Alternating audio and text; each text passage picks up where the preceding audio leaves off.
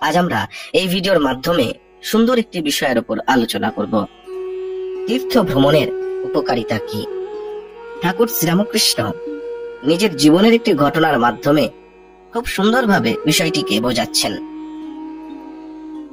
ঠাকুর শ্রীরামকৃষ্ণ বলছেন, তবে তীর্থে উদ্দীপন হয় বটে।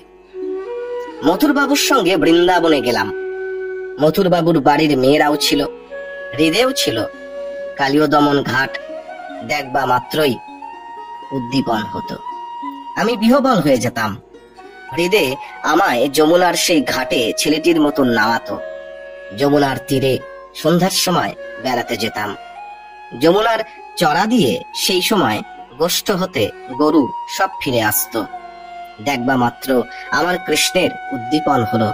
উন্মত্তের ন্যায় আমি দৌড়তে লাগলাম, কৃষ্ণ কই বলতে বলতে। পালকি করে শ্যামকুণ্ডু রাধাকুণ্ডের পথে যাচ্ছি। গোবর্ধন দেখতে নামলাম। গোবর্ধন দেখবা মাত্রই একেবারে বিহ্বল। দৌড়ে গিয়ে গোবর্ধনের উপরে দাঁড়িয়ে পড়লাম, আর বাহ্য শূন্য হয়ে গেলাম। তখন ব্রজবাসীরা গিয়ে আমায় নামিয়ে আনে। শ্যামকুণ্ডু রাধাকুণ্ডু পথে সেই মাঠ আর গাছপালা, পাখি, হরিণ এইসব দেখে বিহ্বল হয়ে গেলাম। চোখের জলে কাপড় ভিজে যেতে লাগলো।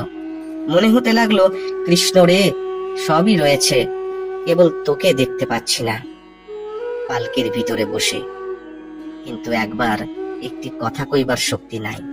চুপ করে বসে হৃদয়ে পালকির পিছনে আসছিল, বেয়ারাদের বলে দিচ্ছিল, খুব হুঁশিয়ার।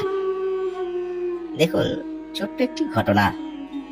এই ঘটনার মাধ্যমে ঠাকুর শ্রীরামকৃষ্ণ তীর্থ ভ্রমণের যে উপকারিতা তার কিন্তু একটি দিক নির্দেশ করছেন। তীর্থ ভ্রমণ করা অবশ্যই একটি পুণ্য কর্ম।